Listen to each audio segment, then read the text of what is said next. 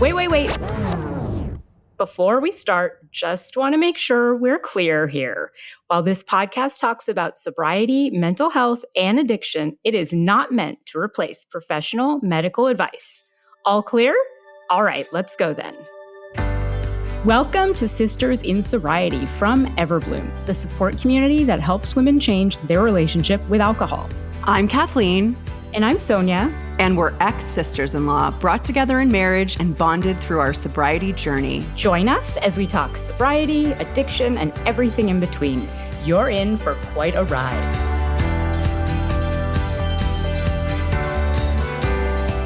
How you doing today, Kathleen? I am doing really well. It's a little bit chilly here. How are you doing? I'm really good. I'm excited to be here. Today we're going to talk about making the decision to quit drinking. And I love talking about this because it's really like that first step in the journey and just admitting to yourself your life would be better without alcohol and that it's holding you back from having that life that you want. So, Sonia, what does it mean to quit drinking? And what are some of the factors that keep us from admitting that we're struggling in the first place? I mean, I think that do we define quitting drinking as like abstaining from alcohol, or is it working towards a healthier relationship with alcohol? I think quitting drinking is whatever it means to you, right? Whatever it takes to get to a healthy relationship with alcohol. And I think that whatever gets you there faster, and if that's like, you know what, I'm going to start by moderating, then I think that's the way to do it. Yeah. And I think like for me, I quit drugs right away. When I decided to quit, I quit. But for me, alcohol was a long journey. I wouldn't have associated myself like as a problematic drinker. I was, but I wouldn't have thought that.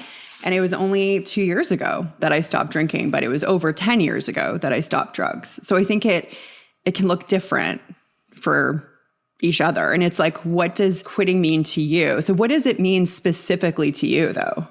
For me, it was that I don't know how to have a healthy relationship with alcohol. And I don't think that's the case for everyone. I just think that's the case for me. It was like a decision that was so big because it was like, I'm never going to drink again. And I think that's part of the reason it took so long. You know, I think I had tried to moderate, but not really very seriously. And so that's what it means to me. Yeah. It's like the concept of never having a drink again or even cutting down is a really hard decision. But I think it's a worthwhile thing to think about. But to start us off, we have really something special for you today. We don't know each other very well yet, meaning us and the listeners, not Sonia and I. We know each other really well. But we thought we'd let you in on our story, where we come from and how we met. And there is a lot to tell. So first, let's go back to the early days. Sonia, take it away. My name is Sonia. I'm the founder of Everbloom, and we offer small group recovery meetings for women. I was born in Toronto, Canada, and that's where I was raised. My parents were Indian immigrants and had an arranged marriage, so they're about 10 years apart. I have an older brother who is about 6 years older than me. Growing up, it was a really disciplined environment where we had to be really regimented about school and our schedules, but really like emotionally, there was a lot of chaos in the house. So I saw my parents really as like authoritarians. I did not see them as friends or confidants. They were kind of always trying to assimilate. So I didn't have a really strong understanding of my culture until I was much older. And I just sort of felt different and didn't know why. By the time I was 12 or 13, I was experiencing pretty severe anxiety and probably significant amount of depression. So I was this like angry, grungy kind of teen. And yeah, I thought it was an expression of how I was feeling, but had no idea what the root was. So I started self-medicating pretty early with cigarettes and then with alcohol probably by the time I was 15. I'm Kathleen, and I'm a registered psychotherapist in qualifying status. I was born in Winnipeg, Manitoba, and I grew up moving around quite a bit in my childhood and then more again as a teenager. And to be honest, my parents were really restless. They would move, they would try something new, or jobs would take them to different places. And my childhood was pretty lonely, just as an only child, but also because I lived in several rural areas and there just weren't a lot of kids around. So it was a lonely childhood for sure. When I was in grade 7 or 8, I actually started, I think, to go down a not great path. My parents put me in a private boarding school, and it was the best thing that ever happened to me. It was like an instant family overnight. I had community all of a sudden. I had structure in my life. And I really think that that school saved me in a lot of ways through my teenage years because I wasn't lonely anymore. And I had this amazing opportunity to do all sorts of things that I could only have imagined doing. And I really found happiness there and came into my own. I was 18 when I went to the University of Toronto and I studied theater and drama. I'm pretty serious about my studies, pretty academically focused. And so I worked really, really hard, but then I played really, really hard. So I did drink a lot. I did a lot of drugs, but it never compromised my academics. And I ended up finishing top of my class. Because my parents were so pushy academically, I went to university as I was turning 17. I think I didn't really know what to expect out of university when I got there because I was so young, and I was a little surprised at the level of sophistication of my classmates. So I was pretty quickly feeling really insecure and out of place. Alcohol wasn't something that was kept away from the campus. Like, it was in the campus. We had keg deliveries like every few days. It was a very big part of the environment and socializing. And so I pretty quickly realized that when I drank, all that went away. All those feelings of insecurity and anxiety just like melted away. And I could interact with all these different groups of people and not feel that awkwardness that would sit like in my chest. And so pretty quickly realized that this was going to be the answer to my problems.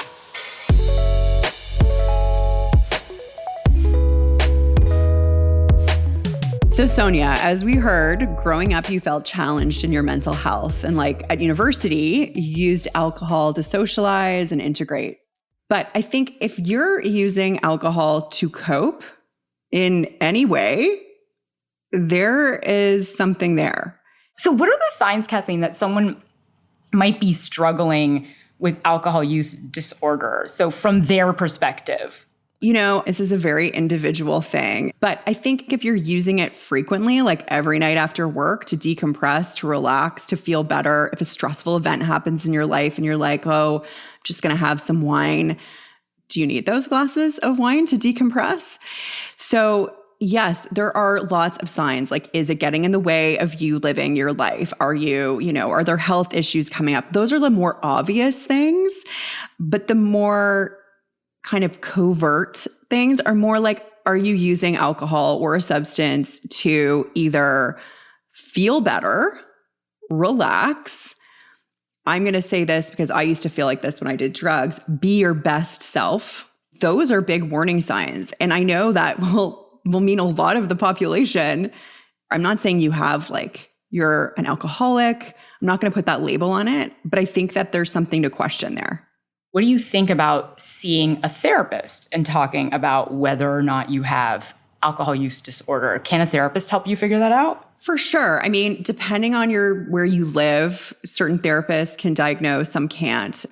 For sure, a therapist can do an assessment. Like even a general practitioner physician can also do an assessment with you and then also kind of guide you in the right direction. Sometimes it doesn't even need to be that. Sometimes you could go to a support group. You have Everbloom, Sonia, and people may show up. I'm sure this happens. Do people show up and they're like, I don't know if I have a problem or not?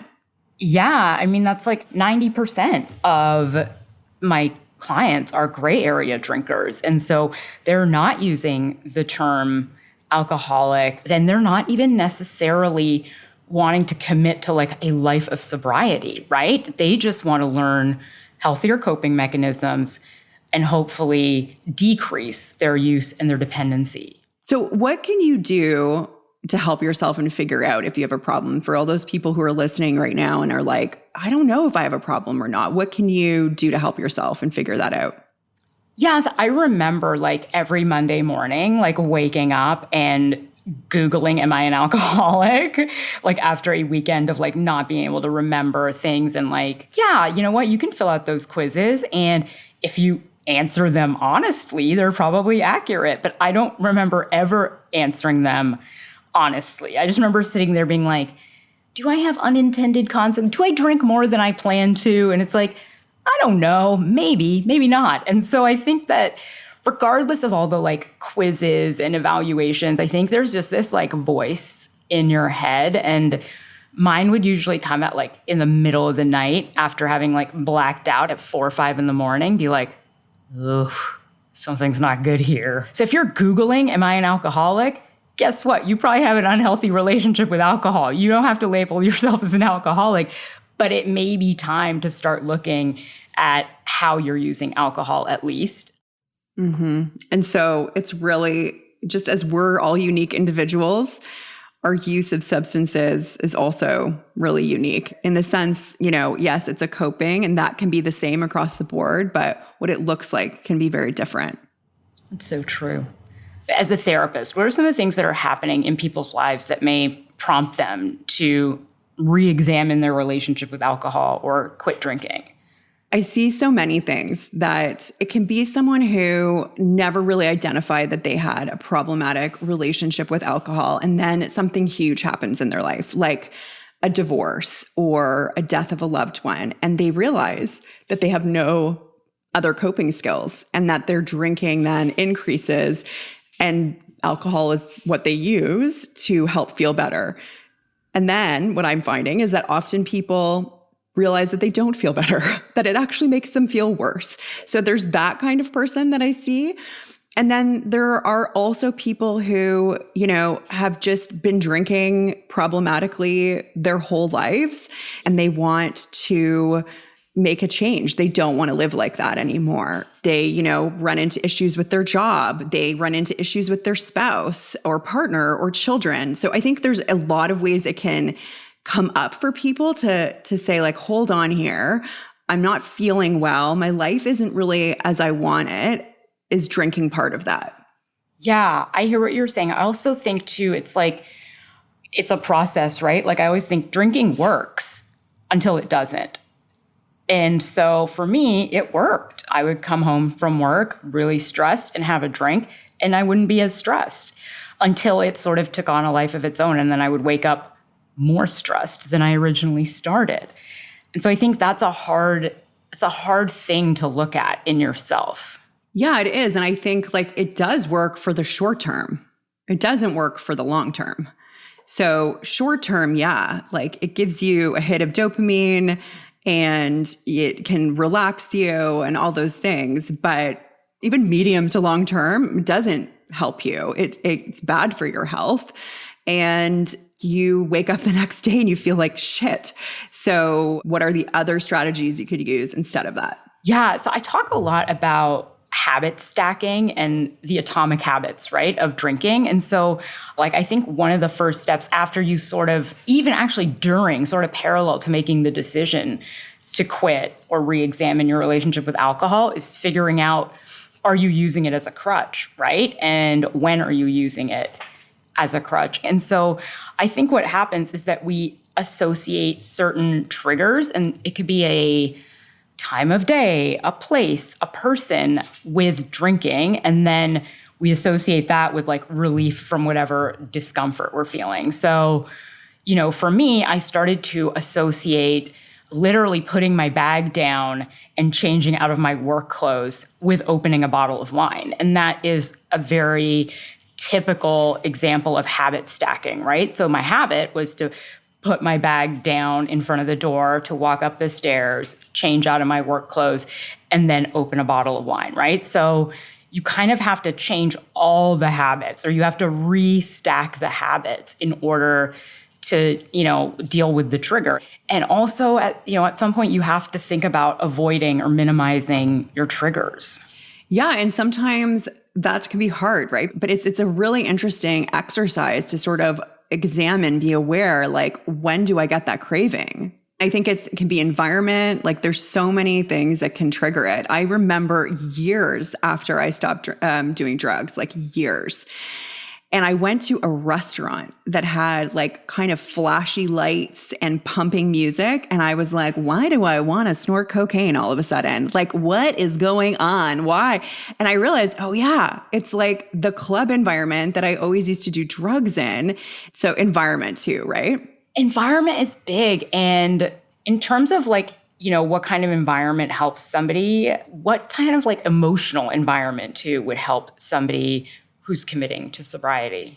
Yeah, I mean, stress is often a cause of people wanting to use substances, and life has stress, right? So, in the initial stages of stopping drinking or limiting or whatever you want to call it, or sobriety, trying to minimize drama in your life as best as you can is a good approach. People who are, early days, they don't have the coping skills yet. So they're like raw to the world. And so I wouldn't say, go do the most stressful thing you have ever done in your life and like go make all these huge decisions that will add stress to your life.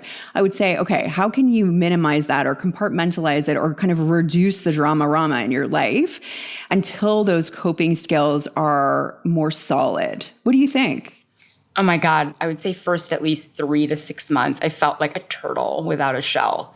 Like everything just hurt so much. And so, yeah, I totally agree that, there's never a perfect time to quit drinking. Like you can't just, pick a time where you have no stress, but trying to minimize stress is a great idea, especially towards the beginning, because I think you'll notice when you stop drinking, things change. Like you're not as impulsive, right?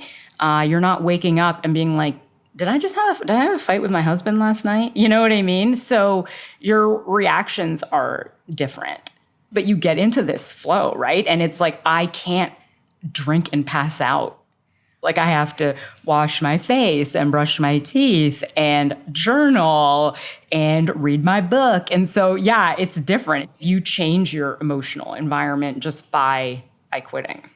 Yeah, I think that's true. One thing I will say that I love about us and what makes us so compatible as sisters-in-law and friends is that we have such a similar bedtime schedule. Yes. So if I'm staying at your house or you're staying at my house, we're like 8:00, better wind it down. We do have a very similar sleep schedule. We do.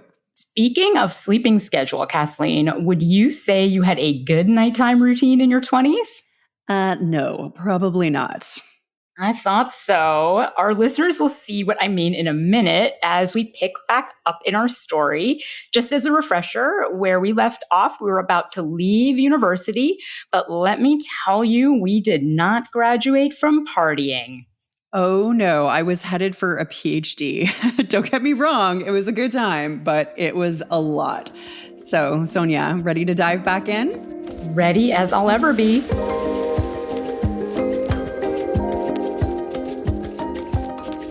I started dental school in 2001 in Boston, and dentistry was really, the schooling part was very rigorous. And so I was just studying. And so I could only drink like once every 6-8 weeks. It was like the only thing that had ever, tamped down my drinking. So yeah, my life was pretty scheduled. I would go to class, I would come home, I would study probably 10 hours on each day on the weekends. And my ex-husband was one of my classmates and my study partner. And we were really good friends for about 3 years. We got really close that way. And then close to when we were graduating, I think we realized we had feelings for each other and we started dating. We graduated in 2005 and went to different cities. I went to Pittsburgh to do a residency and he went to Philly. And they were 5 hours apart by driving. But we made it work and we saw each other pretty regularly for 3 years. And so it seemed like the natural choice to move to Philadelphia in 2008. And then the recession hit. And so I was really lucky to have a job, but he wasn't so lucky. And so we think maybe we should start a practice. From 2008 to like 2011 was just such an interesting time. We got engaged, we got married, we started our practice, we got a dog. Like I had my first adult apartment and I had my first adult job making more money than I had never had money. And so this was just this is the best thing that's ever happened.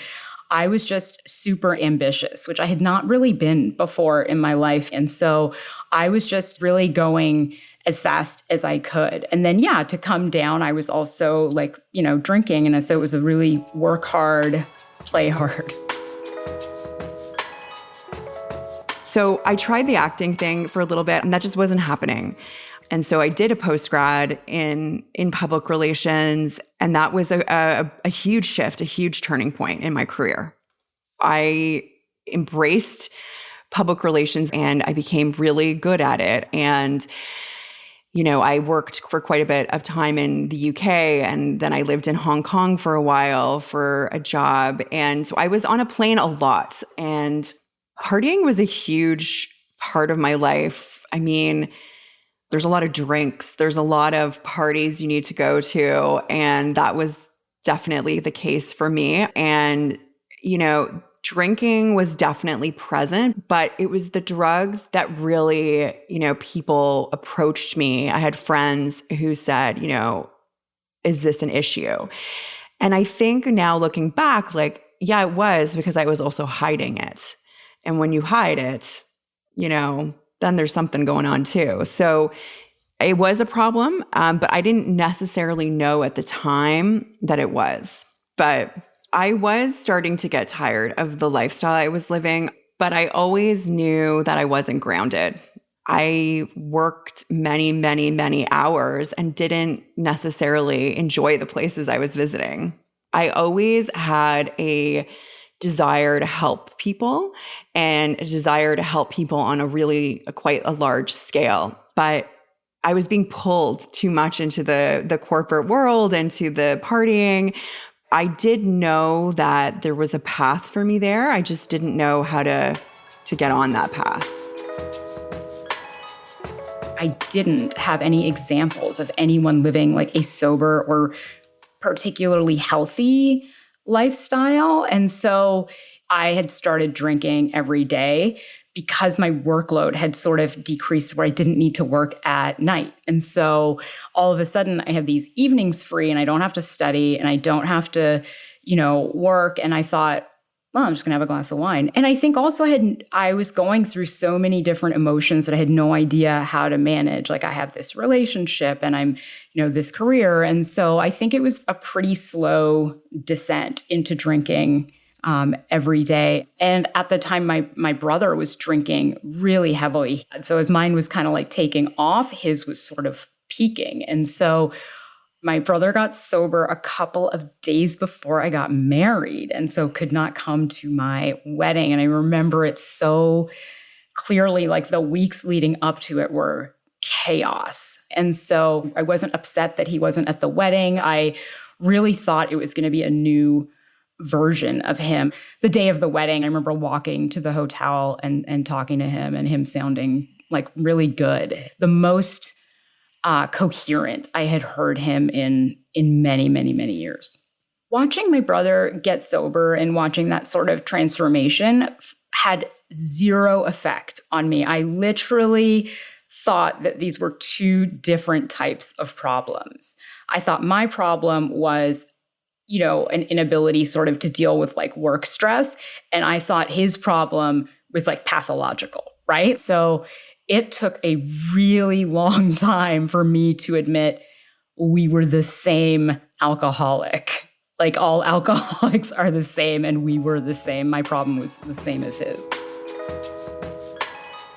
There was a really distinct turning point for me. And I was 31 and I had planned for over a year to go to Mexico and do a yoga teacher training. And they warn you before, you have to have a consistent practice and you have to be practicing a certain amount every day. And I did not do that. And the night before I was supposed to leave, I had a really early morning flight. I think I had to be at the airport around 5 a.m.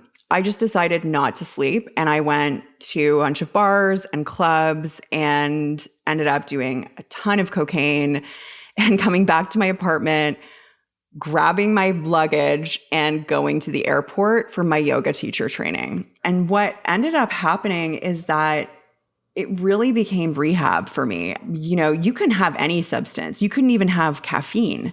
So I went from the lifestyle I was living to, sleeping on the beach next to the ocean and practicing yoga 8 hours a day and meditating several times a day and eating the cleanest food you can imagine and no alcohol, no drugs, no caffeine. And so luckily my body adjusted and then my mind followed. I felt so much healthier and the practices I had been doing, really started to sink in. And yeah, I was absolutely feeling the change in real time. I could notice myself becoming stronger and clearer and everything about me, my energy started to shift, everything.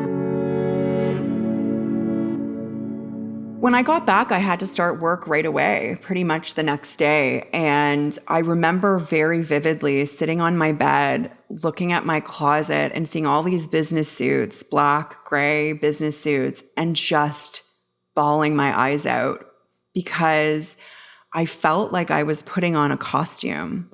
I felt like I had figured out how I wanted to live my life, and now I couldn't do that.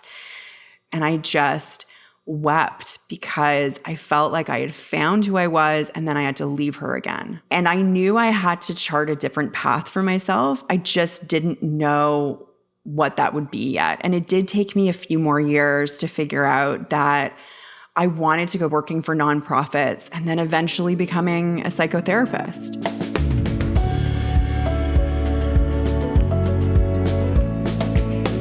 Kathleen, do you remember that period of your life? I do remember it. It did sort of just happen on my retreat. It was sort of this like hidden rehab that I didn't know it was rehab. And then when I felt so amazing and I came back and I knew one of the reasons was because I had stopped using drugs, I was so set in the decision. So it was almost like I got drugs out of my system. I knew what it felt like to live a different life. And then I was like, I am not going back. I am not going back. So then it was a really firm decision. And then alcohol came later. I mean, I have many friends and obviously an ex-husband that have struggled with alcoholism. And it's just sort of, it tapered off for me. I did make a conscious choice to stop drinking, but I wasn't drinking in a problematic way when I stopped, if that makes sense. Yeah, that makes sense. You know what? That's why I really like the idea of that like forced rehab. I really like the idea of things like sober October or dry January because it lets people test it out without having to be like, I think I might have a problem. And you're doing it with other people. And so that stigma is sort of lowered. You don't have to admit you have a problem. You're just doing dry January. Or you're just doing sober October just to see how it fits. Yes, for sure. We've talked about stigma and about being high functioning. Can you talk a little bit about what gray area drinking is? And I know you said that you have a lot of clients through Everbloom that are gray area drinkers, but Can you tell me more about what that is? Yeah, I think sort of all those things are part of the same like barrier to admitting there's an issue. So gray area drinkers, one, they may drink every day. They may not. They've tried to moderate. Sometimes they're successful at moderating. They truly believe that they'll be able to moderate, right? Like that their issue with alcohol hasn't gone so far that it can't be like reined back in, right? Specifically, they don't want to use the word alcoholic or addict. And these are really, in Everbloom, they're really high functioning women, right? Like these are women who don't have the typical consequences we associate with alcohol use disorder, and neither did I. And so, do some people start thinking as, oh, I'm a gray area drinker, and then realize I think I might be a black and white drinker? For sure. But I think gray area drinking is kind of like the sober curious concept, which is maybe my life would be better without it. But they're also social drinkers. They're not in their minds like, well, I'm not sitting at home drinking a bottle of wine by myself watching Netflix. And yeah, it's just an interesting kind of like subset of people that are trying to figure out whether or not they can take a break, a 30, 60, 90-day break from drinking, or to try to moderate, to 2-3 times a week, or to 1 or 2 drinks. So that's the goal, I think, when a lot of people come to Everbloom that are gray area drinkers. Interesting. Yeah. So with my clients, like I will sometimes notice for 6 months, they're trying to moderate, right? And it's not working. And, it's not my place to tell them it's not working, but to kind of lead them to that conclusion. How do you think we should be broaching the idea of alcohol use disorder with a friend or a loved one that we think might have a problem?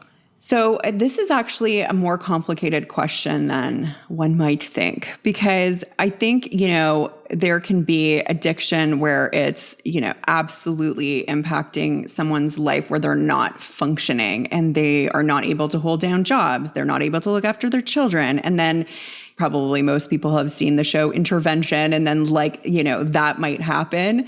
But I remember when I was using drugs a lot, some of my my fellow drug users, people I used to party with, actually became concerned with me.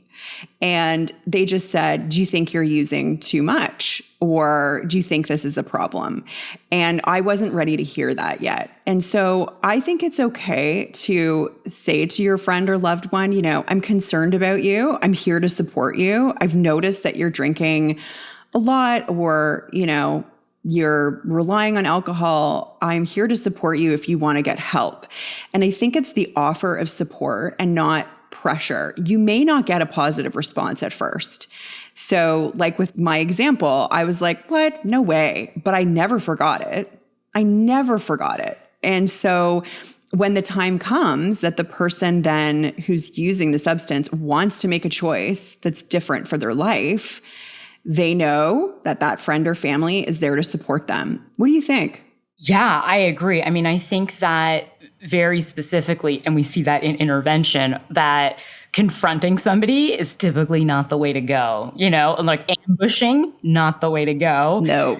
But I agree. I think like supporting somebody and like listening to them, and trying in your own way, in a very gentle way, to get them to see the consequences of what they've been doing or what the alcohol has been doing to their lives. I think that's a good way to support. Yeah. As a therapist, I will say, I definitely use values. So I work with my clients on what are the values they have in their life that they want to live by? And then we look at is their substance use, does that move you toward the way you want to live your life, or does that move you away?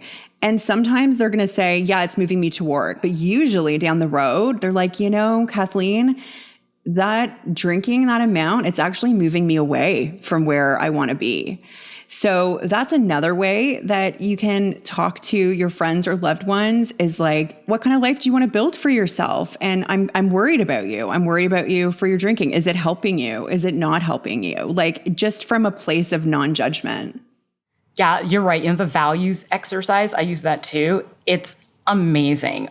Unfortunately for me, I used it after, but even using it after, looking at my values now, they're so incompatible with the life I had when I was drinking.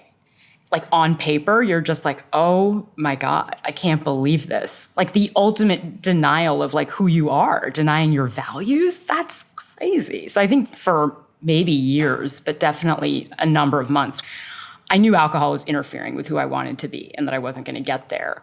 And then it was kind of like, wait for the perfect moment. I didn't realize I was doing that, but I waited for this moment where I just had this horrible, horrible hangover on a Sunday morning. And I was out with a girlfriend of mine and she was pregnant, so she wasn't drinking and she was like glowing. And I just thought, what am I doing?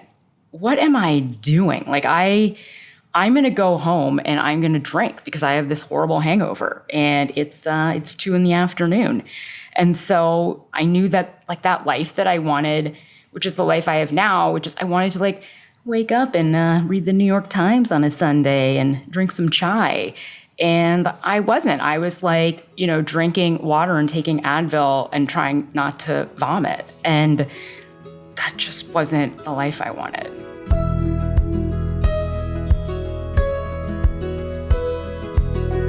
We've talked about barriers to admitting you have a problem. We've talked about that sort of gray area. We've talked about like, different low, high functioning. What resonates the most with you about this, this concept of making the decision to quit drinking? I think what resonates with me the most, and I think it's just because of the clients that I've seen and, in my practice and also myself, is that it really looks different for everyone, like what their substance use is. And so this notion that we see in the media of what an alcoholic looks like or what a drug addict looks like is not what it always looks like. And I would say probably 90% of the time, I mean, I'm making that statistic up, but 90% of the time, it doesn't look like that. It looks like something much different.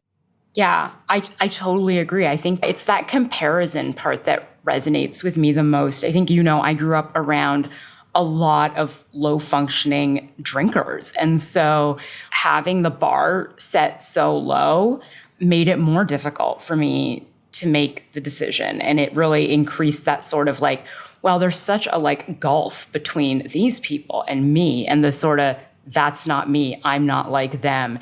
And I would just say to somebody who's thinking about it, that's fine. You don't have to say you're like them, but your life can improve so much. I said it last night. I was like 9 o'clock. I finished work and I went out with my teenage nieces for my birthday. And I was walking out the door and I thought, this would have been impossible 7 years ago. There's no way I'd be sober at 9 o'clock on my birthday. And there's no way I'd be going out with some teenagers to a vegan restaurant. Like there's just no way. I was not teenage friendly, And so I just was I was so grateful last night that this was my life and it felt so fulfilling. And it kind of, those are those moments where it makes it all worth it. All right. So next week, we'll talk about how Kathleen met my brother, which led to our fateful meeting and the start of our bond. And we'll also talk about the particular struggles associated with early sobriety.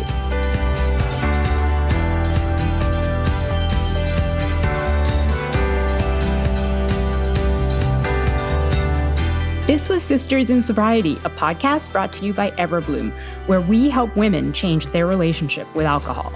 If you want to learn more about sobriety and meet your community, find us at joineverbloom.com. Are you a sister in sobriety? Then reach out on social media. We'd love to hear from you. If you're feeling generous, leave us 5 stars and a review and follow us wherever you listen. You'll never miss an episode. Until next time.